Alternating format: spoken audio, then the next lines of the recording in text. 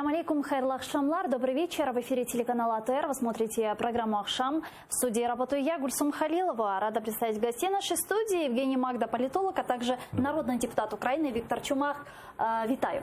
Добрый вечер. Нашу с вами беседу мы начнем с такого сообщения. 100 дней президентства Владимира Зеленского. Сегодня уже 101 день президентства Владимира Зеленского. И, собственно, какие стали дни президентства Зеленского, мы проанализировали его самые знаковые решения.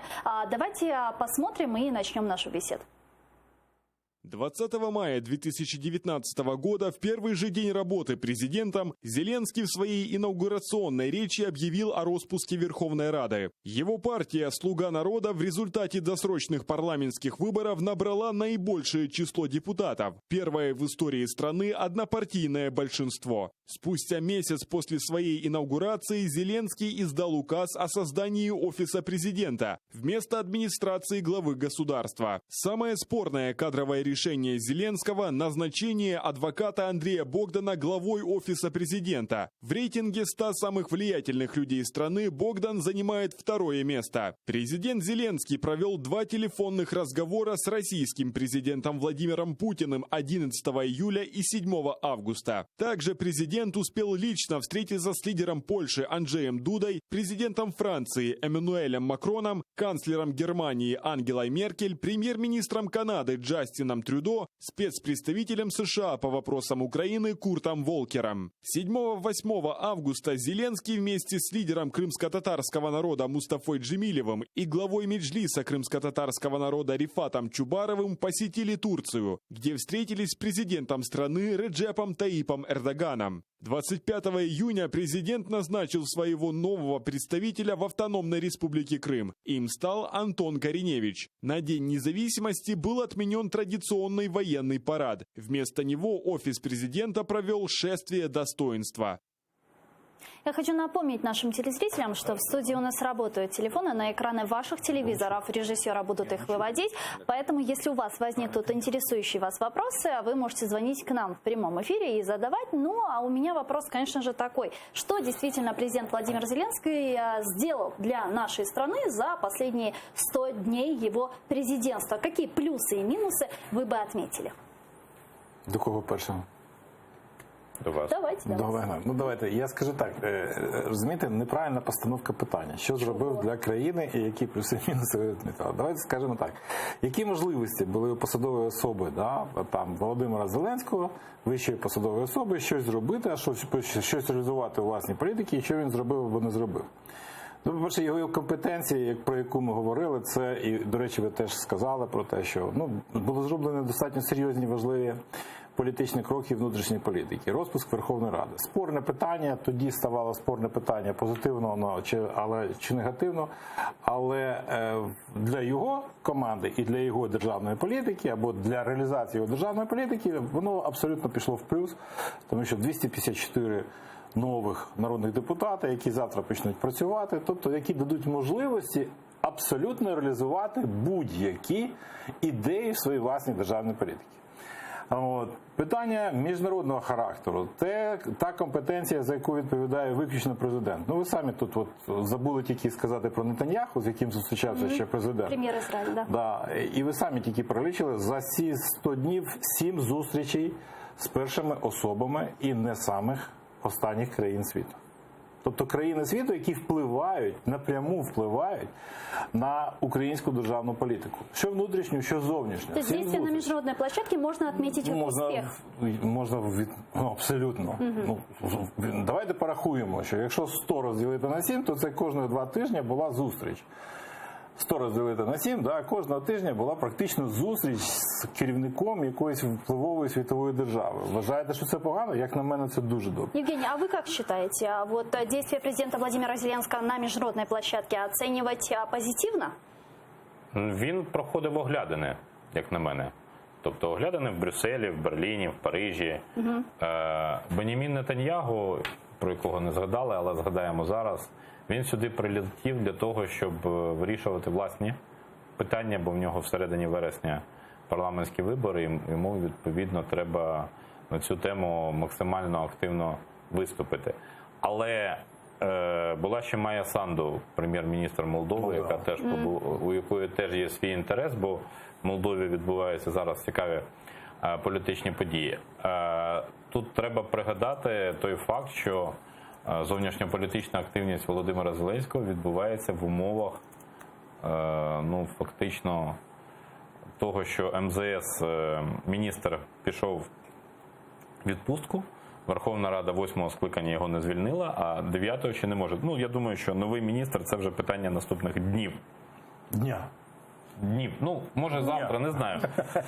Насправді це не має принципового значення, тому що тезу про безперервність влади в демократичній країні ніхто не скасовував.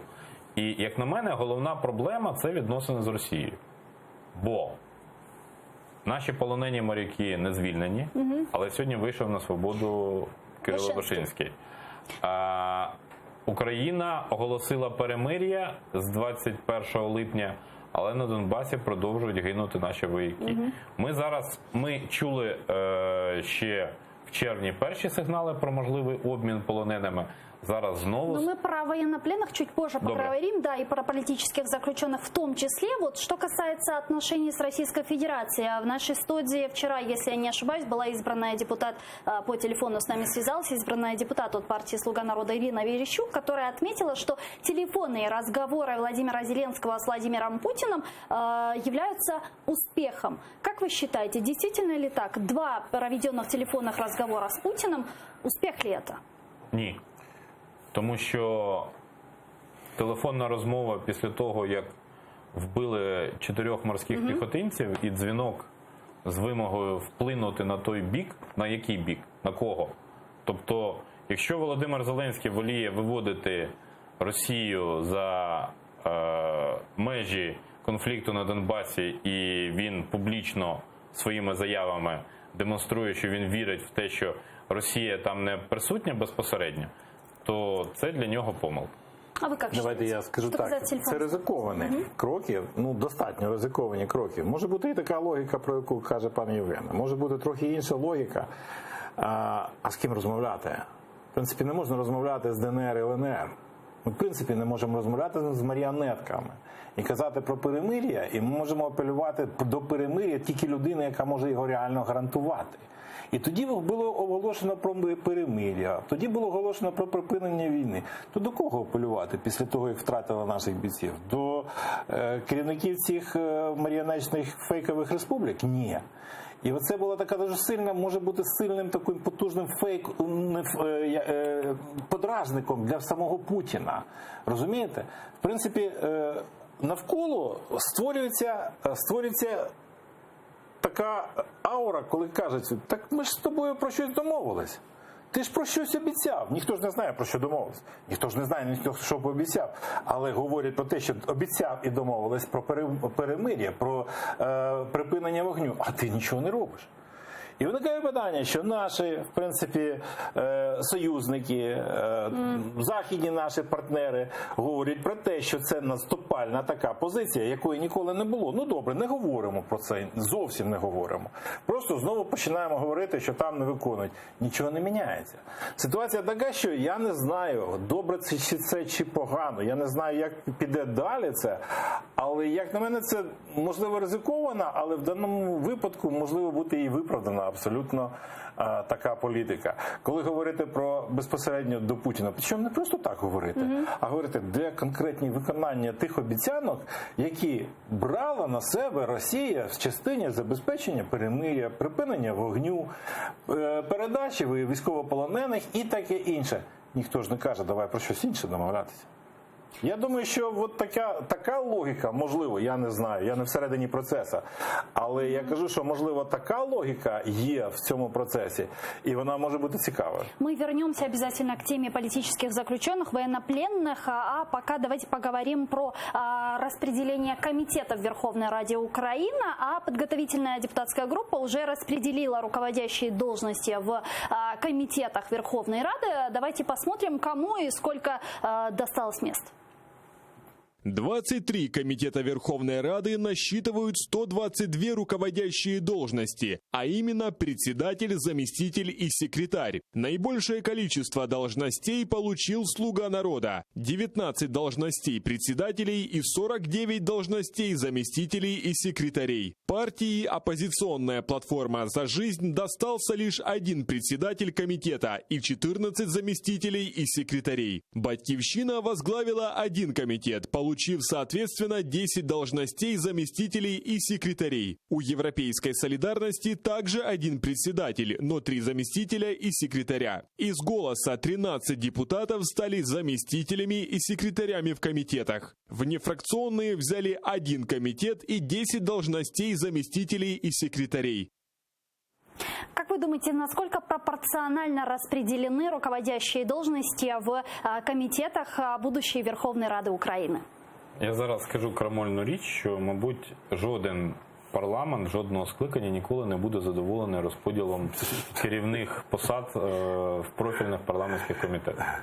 Але те, що мене більше лякає інше, те, що «Слуга народу» має більшість арифметичну, потім запропонувала такий квотний принцип, щоб мати більшість в кожному профільному комітеті, і відповідно розсадку, де так, щоб навіть не мінімізувати, тому що знову таки арифметика, бути, як вже жартували, в партері до спікера, тоді як всі інші будуть на гальорці.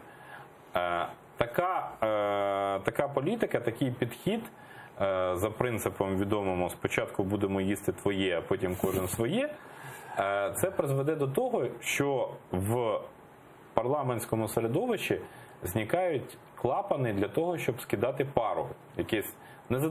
Не буде ідеально все всередині фракції «Слуга народу», бо керувати колективом з 254 це людей дуже складно. От Віктор Васильович мені не дасть збрехати будь-яким колективом. Колектив, де є особистості, завжди будуть лідери, аутсайдери, тобто будуть люди більш підготовлені, менш підготовлені.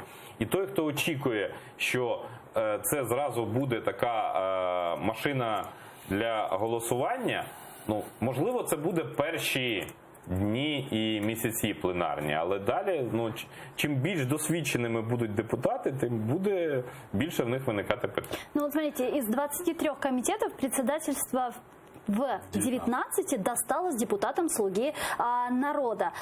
И давайте посмотрим, какие 4 оставшихся комитета возглавят представители меньшинства, и продолжим.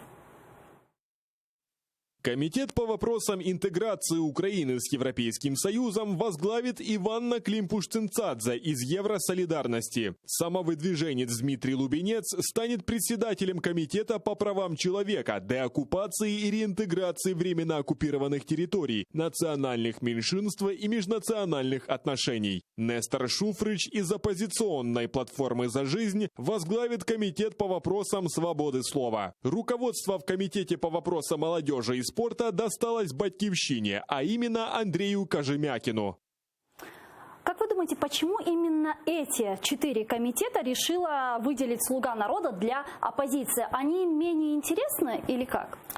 Дивіться, ні, я би не сказав, що там немає цікавих і нецікавих комітетів. Є там більш трохи впливові, менш впливові, туди там більш ресурсні, які розподіляють ресурси, менш розподіляють ресурси. Але до 2012 року в українському парламенті була певна традиція. І ця традиція полягала, що 4 комітети віддавалися опозиції. 4 комітети віддавалися опозиції. Це комітет свободи слова, з прав людини, комітет з питань регламенту і комітет з питань протидії корупції.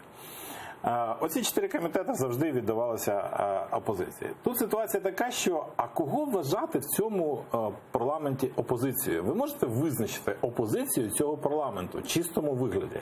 Я ні. А партії поки що є тільки одна партія, яка в принципі суперечить її ідеологічній... Да, абсолютно точно. Її світоглядні, її я не знаю, там геополітичні засади її діяльності, вони суперечать іншим 4. Тому що інші 4 задекларували там і європейський вектор розвитку, і про європейську зовнішньополітичну діяльність, і про європейський внутрішній порядок денний. Да? А оце та партія ОПЗЖ, яка в принципі готова там або, скажімо так, підтримана, або лобіює, або якось там зав'язана на російські інтереси. На мій погляд, ідеально було б. Але хочемо ми чи не хочемо, от мені дуже не подобається ОПЗЖ, мені дуже не подобається Медведчук, Рабінович і всі інші, хто там є, да, з їхньою точкою зору і з їхньою політичною позицією. Але питання в тому, що, на жаль, за них проголосувало 13% наших громадян. І хочемо чи ні, ми повинні рахуватися. І хочемо чи ні, ми їх повинні вважати політичними опонентами. Яку політику вони не вели, і вони мають право на це теж. А давайте зараз підключимо. Можна я закінчу думку? Як на мене, ідеально було б віддати їм все-таки комітет з питань регламенту. Комітет з питань регламенту для внутрішнього парламентського життя, для контролю за внутрішньопарламентським життям. Але ніякому разі не віддавати комітет з питань свободи слова. Тому що ми забудемо, що таке, в принципі, або чи можливо санкції на канали, чи на інші там засоби масової інформації, які представляють проросійську позицію. В этом-то и весь Нестор Шуфрич возглавил комитет по вопросам свободы слова. И с нами сейчас связалась избранная нардеп от партии «Европейская солидарность» Виктория Сюмар. Виктория, здравствуйте. Виктория, вы слышите нас? Да. Виктория, как вы думаете, что вы думаете, во-первых, по назначению Нестора Шуфрича на руководителя комитета по вопросам свободы слова? Почему «Слуга народа» приняла такое решение? Ну, по-перше, я там не зовсім розумію, з ким я буду певною мірою дискутувати у вас в студії, хто там зараз знаходиться. Все ж таки опозиційність визначає і участі у формуванні влади, і очевидно, що опозицію є не лише ОПЗЖ, про опозицію заявила і «Європейська солідарність», і партія «Батьківщина», які не будуть брати участь у формуванні влади. І це вже є заявка на опозиційну позицію. Тому не тільки ОПЗЖ має право претендувати на цей комітет, тим паче, що опозиційна платформа «За життя», ну, там є багато медіавласників, які контролюють не один український телеканал, хоча, ну, скажімо так, прямо ці канали серйозні. Ну, є серйозні підозри говорити, що насправді вони контролюються Кремлем. Ну, якщо Путіна у нас скуповує інформаційні телеканали, є їхнім власником, ці телеканали не приховують свою редакційну політику, яка є, ну, скажімо так, відверто нав'язує часто нам такі, знаєте, наративи російської пропаганди про те, що в Україні відбуваються там громадянські конфлікти і подібні інші історії, то, звісно, це вигідно Кремлю в першу чергу, це не має нічого спільного зі свободою слова, на тих каналах існують чорні списки для багатьох людей. І те, що така людина буде займатися свободою слова в Україні, яка є там, я не знаю, дуже давнім поплічником Віктора Медведчука, саме Нестор Шуфрич, в мене особисто оптимізму не додає, тому що мені здається, що це такий, знаєте, певна іронія стосовно ціннісних речей, які є ціннісними для будь-якої європейської демократії.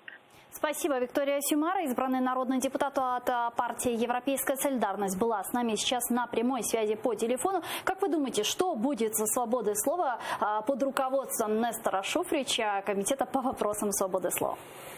Это чем-то чревато? Нічого. Есть ли в этом что-то опасное? Я думаю, що насправді тут дискусія у нас набуває персоналізованого характеру, але я тут з паном Віктором погоджуюсь, що є партія, за яку проголосувало 13% наших виборців. І дійсно про регламентний комітет це абсолютно раціональний підхід. Але якщо відбуваються подібні речі, то нагадаю, що очевидно, що «Слуга народу» сформулювала таку схему, щоб мати більшість в кожному профільному комітеті. Тобто, якщо у них буде установка, і плюс буде комітет ще інший з питань інформаційної і гуманітарної політики, який буде очолювати Олександр Ткаченко від «Слуги народу».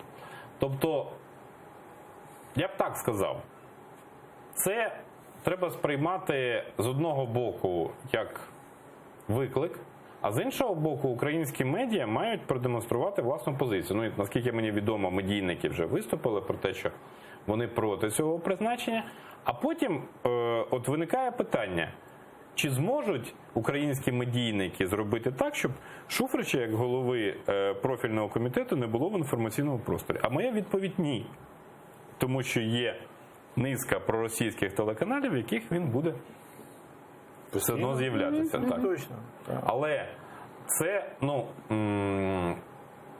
питання в тому, що все-таки, якщо ми, я думаю, що якби питання свободи слова залежало виключно від того, яка особистість чи представник якої політичної сили очолить профільний парламентський комітет, то у нас би взагалі була б зовсім інша диспозиція. Ну, у всякому разі, в мене саме таке відчуття. Можна я додам просто? Я просто хочу сказати, питання не в Шуфричі із свободою слова. І свободою слова взагалі і з пропагандою або інформацією питання в журналістах. Да? Питання в корпоративній етиці, в корпоративних стандартах. І ці стандарти, і ці етику повинен задавати не якийсь комітет Верховної Ради, який на це не впливає, а корпоративна спілка журналістів, яка повинна сказати, шановні, на тих каналах там все настільки токсично, що туди йти не можна працювати. І жоден журналіст туди не піде працювати. І тоді не буде ніяких каналів Медведчука, і тоді не буде ніяких передач Медведчука, і тоді ніякий Шуфрич не буде в екрані, розумієте? І от коли будуть такі журналісти разом з політиками, которые также не будут ходить на эти які теж не будуть ходити на ті канали, да, які я з вересня місяця 2018 року на ці канали не шагу ногою. От. І я вам кажу, що от коли таке буде, от тоді ми будемо мати іншу, в принципі, інформаційну картинку взагалі в країні. І інформаційну політику. Вот и вся история. И еще одна новость, касающаяся кадровой политики. Народный депутат 8-го созыва Сергей Лещенко рассказал, кто, по его информации, станет следующим премьер-министром Украины. Кто? Давайте послушаем.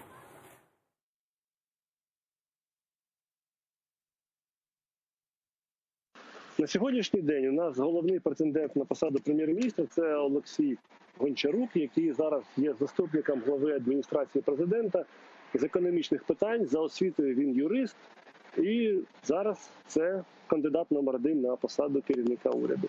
Він проводить зустрічі з потенційними міністрами, проводить співбесіди і все вказує на те, що саме він стане новим прем'єр-міністром України. Алексей Гончарук, юрист известный, молодой, 35 лет, и, возможно, если он станет премьер-министром, то будет самым молодым премьер-министром Украины. Но как вы относитесь к этой кандидатуре? Знакомы ли вы с ним лично? И действительно, может ли он возглавить Кабмин? Особисто Віктор знайомий? Ні, не знайомий. Да, не Я знайомий, так. Ви знайомі?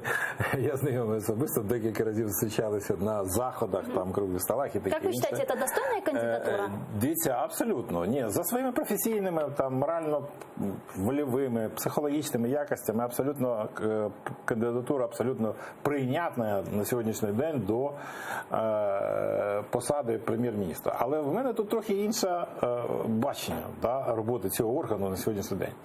Ви знаєте, в нас, в принципі, на сьогоднішній день фокусування економічної політики будуть не на прем'єр-міністрі і взагалі не на цьому органі. Фокусування буде, знову ж таки, на Офісі президента. Що хочеш ти, що не хочеш.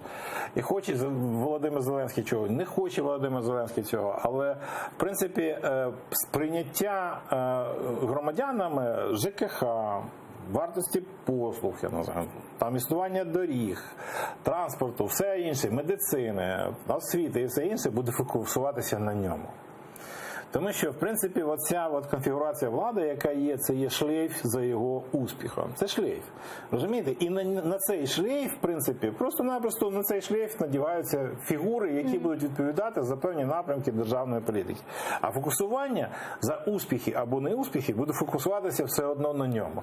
Тому Олексій хороший менеджер, а прем'єр-міністр це повинна бути людина, яка координує роботу органів, що виробляють державну політику і, в принципі, організує їх там застосування, правильне застосування у всіх сферах. Але на мій погляд, успіх буде залежати від того, наскільки професійні команди прийдуть у міністерство, а не тільки в команди уряду. Должно І ли наскільки це він буде впливати на ці професійні ці команди, які прийдуть в Должно міністерство. ли быть сокращено количество министерств, о которых заявляли слуги Це, народа? власне, буде позиція правлячої партії, як вона собі вважає за потрібне. Немає ж законодавчого мінімуму. Ми на сьогоднішній момент, от за скільки, трохи більше, ніж 12 годин до початку роботи нової Верховної Ради, ми не знаємо достеменної інформації, тобто немає офіційної інформації від, хочете, речника партії «Слуга народу» чи речника пана Зеленського. Ну, коли от ця теза про те, що Зеленський каже, що, мовляв, Зеленський визначився з прем'єр-міністром, він не може визначитися з прем'єр-міністром. З прем'єр-міністром має визначити парламентська більшість, внести його кандидатуру, запропонувати кандидатуру, вносить вже кандидатуру президента і відповідно голосується. Такий механізм в парламентсько-президентській республіці. Ми на сьогоднішній момент, на жаль, скочуємось до аматорсько-президентської республіки. Я поясню чому. Тому що, по-перше, ми бачимо Кабмін в мішку, як кіт в мішку, тобто різноманітні кандидатури говорять, будуть ті. Тобто говорили, що буде одна людина працювати, наприклад, на Мінохорони здоров'я, потім інша людина. Сьогодні з'являється третя кандидатура. Тобто, очевидно, що якось тема така, вона іміджево не дуже вигідна і певним чином проблематична. Є ще один момент. Мене трошки лякає, що наш потенційний прем'єр, ми виходимо з того, що Олексій Гончарук потенційний прем'єр, він не має предметного досвіду управління ані в державному, ані в приватному секторі, як топ-менеджер. Він у нас все-таки одна з найбільших держав в Європі.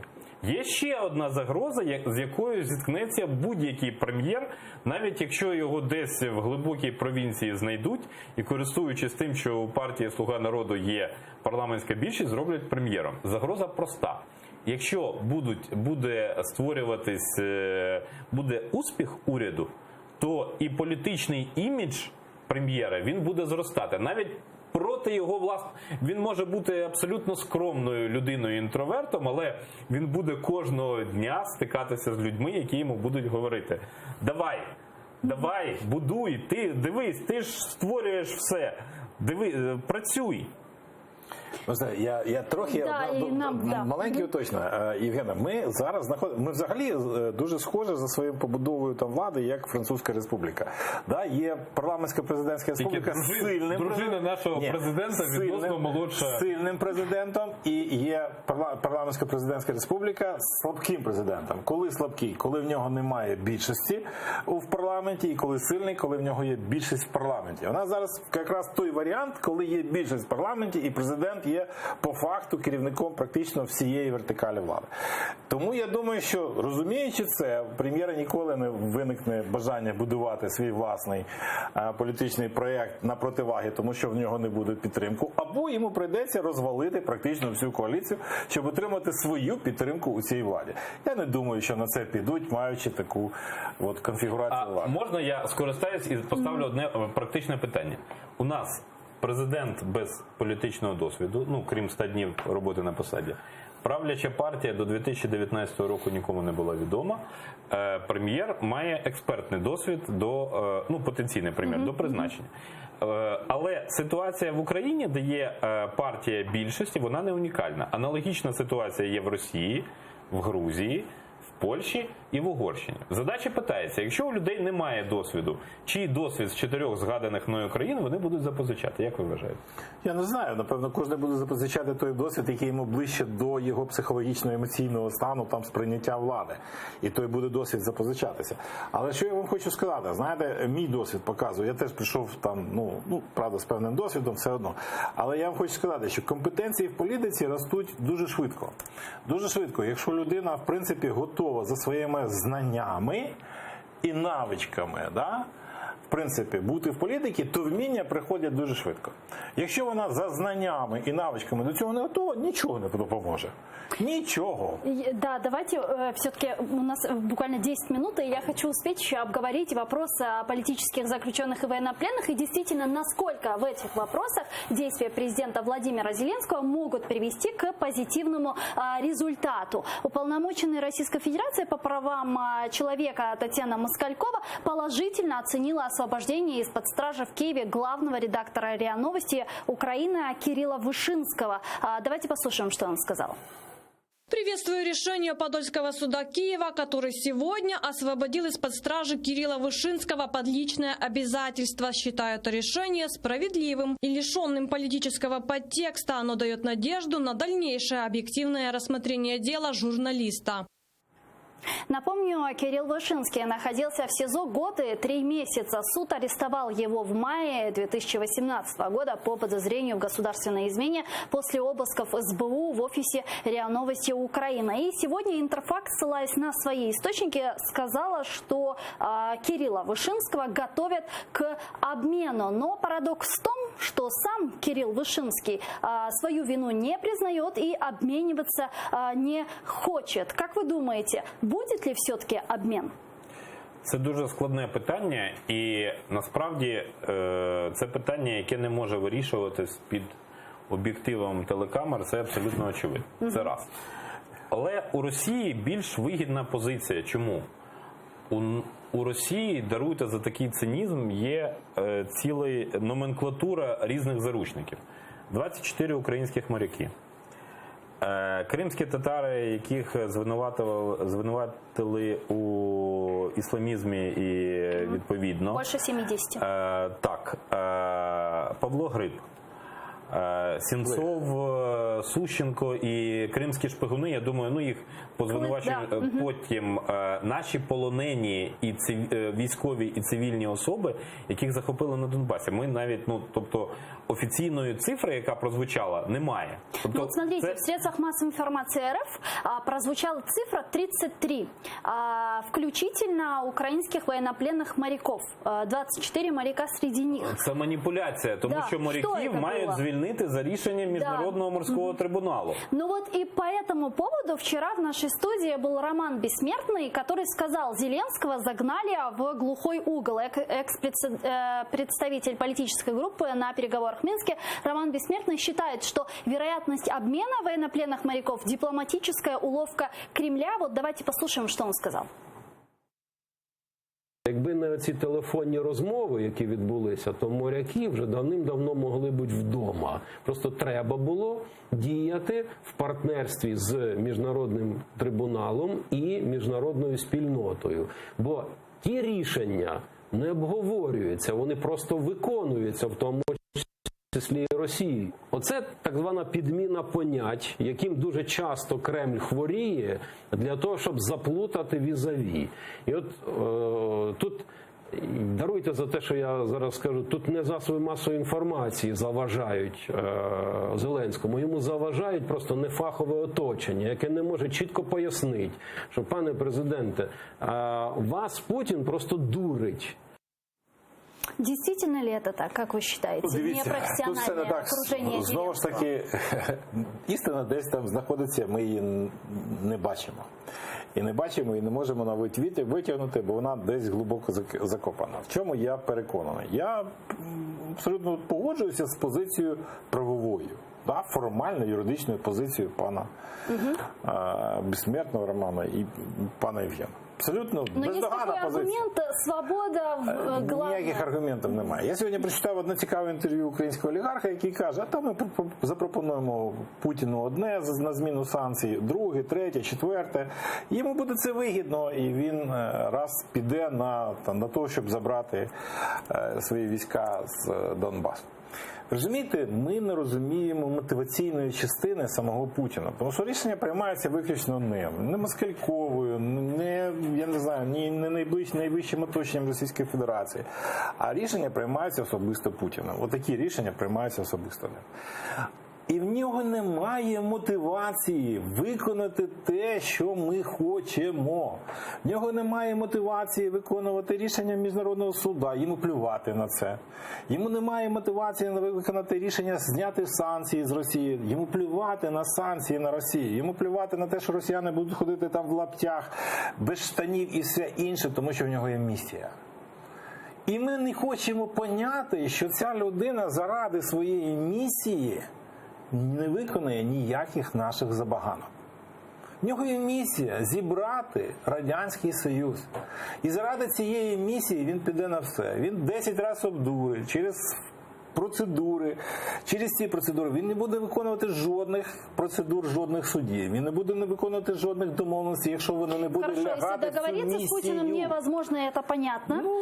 Тогда как? Все. Тогда что Тоді делать? тільки такі кроки на обмін, да? І не чекати, що там... Но это же нивелирование Международного трибунала в том числе. З нашої сторони. Я не знаю. Я ж вам кажу, що я не готовий зараз давати оцінку, тому що можливо, я чогось не знаю. Можливо, я не можу там всю глибину цих домовленостей зрозуміти. Але то, що я точно знаю, що сподіватися на те, що він буде виконувати рішення якихось судів, рішення якихось сімок, заради повернення туди все інше, це абсолютно наивно. Евгений, а как вы думаете, вот сейчас идут разговоры о том, что скоро соберется нормандский формат, и подготовка идет со стороны Ангелы Меркель и Эммануэля Макрона. Будут ли какие-то договоренности в этом формате? Я вважаю, що таке оперативне скликання нормандського формату, на якому, до речі, наполягав Володимир Зеленський, і його на цьому піймали наші партнери західні по нормандському формату, воно для України сьогодні невигідне. Тому що Німеччина і Франція, тамтешній істеблішмент, зацікавлені у нормалізації відносин з Росією. Але з норм політичної пристойності їм потрібно, щоб це відбувалося на тлі хоча б иллюзорной нормализации ситуации в российско-украинских Вы правы, потому что сегодня Эммануэль Макрон сделал очень интересное заявление. Давайте его послушаем. Европа может либо принять решение быть союзниками меньшинства того или другого, либо принять участие в игре. Мы не сможем восстановить Европу, не восстановив связи с Россией, иначе Россия приблизится к другим державам. И санкции, это Китай. И также Эммануэль Макрон сказал, что Европа не заинтересована в санкциях против Российской Федерации. Це правда, тому що Росія, у всякому разі не публічно, вона говорить прості речі. Ми, країна, де живе 145 мільйонів людей на найбільшій в світі території держави, готові у вас купувати товари з високою доданою вартістю. Тобто ми готові вам робити економічне зростання. І продавати сировину. І продавати сировину. І жоден лідер, який залежить... Путін не залежить від результатів виборів, а будь-хто з лідерів Великої Сімки і інших залежит від результатів выборов. Виктор Васильевич, вы сказали, что у Российской Федерации нет какой-либо мотивации, да, и в том числе в вопросе возвращения у Российской... Не. Давайте мы у Путина, хорошо, у Путина нет, да. Ви зрозумієте, що Російська Федерація – це ефемерне поняття, Російська Федерація – це не влада. У Владимира Путина нет мотивации, в том числе, в вопросе возвращения военнопленных моряков. А возвращение в G7 может стать такой мотивацией, учитывая, что вот недавно сам Дональд Трамп настаивал на ее возвращение. Это важно для Путина или нет? Нет. Тоже не важно. Якщо це йде всупереч стратегію, яка і місію, яка для нього стоїть, да? Ні. Мені часом здається, що Кремль напівофіційно пропонує лідерам Сімки всім вишикуватися, добре, що не на колінах, і заспівати «Боже, царя храні». От тоді Росія Слухайте, немає там цього. Погодиться повернутися до Сімки і зробити її вісімкою. Кажу ж, вони не залежать від результатів виборів. У них є ядерний кийок, ядерний арсенал. У них є армія в понад 1 мільйон людей. Путін всім їм показує, а що ви мені зробите? Ну от що, у нас є секта відімкнення Росії від СВІФТу? Ну це несерйозно. Хорошо, вот у нас буквально минута до завершения нашего эфира. Я все-таки хочу как-то позитивно закончить этот эфир. Если у Путина нет какой-либо мотивации, ему это не нужно. Европейский Союз, возможно, как заявил Эммануэль Макрон, да, они не заинтересованы в санкциях против Российской Федерации. У нас война, оккупирован Крым, каждый день на фронте погибают украинские бойцы. Так что делать? Нічого страшного. Є От вони не зацікавлені, але в них є те, про що сказав Євген. В них є вибори і виборці. І в них є те, що вони завжди декларують. Демократичні цінності, загальнолюдські права, в них є інституції, суди і таке інше. Нічого подібного. Дивіться, бачите, Макрон захотів сімку там повернути Росію з Трампом. Десь поговорили про це, а 5 якихось інших осіб, керівників 5 із цих 7 країн сказали, ні, в нас є виборці, наші виборці не зрозуміють нас. Там же не всі 100% хочуть повернутися. Наші виборці не зрозуміють. Джонсон, Трюдо, Меркель. І такі сказали, ні, в нас є те, що ми декларували, в нас є те, що ми говоримо своїми виборцями.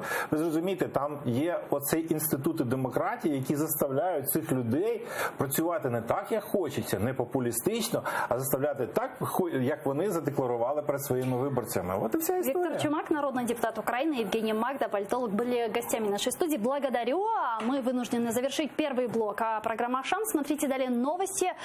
После возвращайтесь к нам. У нас в студии будет председатель Меджлиса крымско-татарского народа Рифат Чубаров. Не переключайтесь.